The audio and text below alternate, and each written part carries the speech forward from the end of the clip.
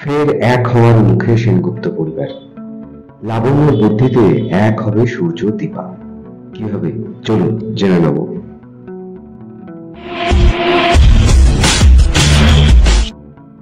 রাজভাষার অন্যতম চর্চিত ধারাবাহিক অনুরাগের ছোঁয়া।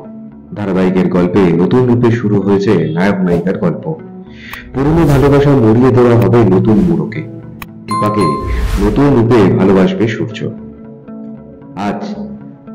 আজকের পর্বে কি দেখতে চলেছেন দেখবেন।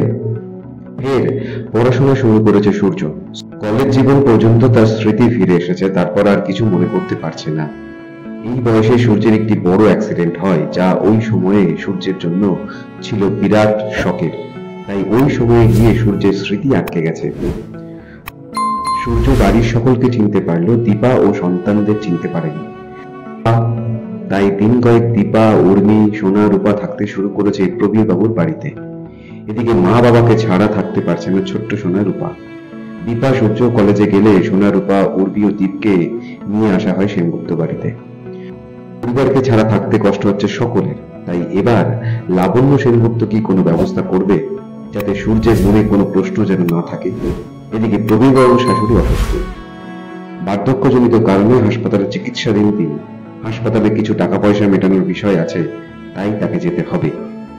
অপরদিকে উর্মির পক্ষে 3 বাচ্চাকে নিয়ে একা থাকা সমস্যা, তাহলে উপায়। ইতিমধ্যেই লাবণ্যের ফোনে ফোন আসে সূর্যের কলেজ থেকে। এক্ষুনি তাকে বেরোতে হবে। তবে উপায় একটা বের করবে লাবণ্য। এর সেনগুপ্ত বাড়ির সকলে একসঙ্গে থাকবে। কিভাবে সেটা সম্ভব হবে জানতে হলে দেখতে হবে অনুরাগের ছোঁয়ার আজকের পর্ব। বাংলা ধারাবাহিকের সমস্ত রকম আপডেট পেতে আমাদের এই চ্যানেলটি শেয়ার করুন, লাইক করুন এবং সাবস্ক্রাইব করুন।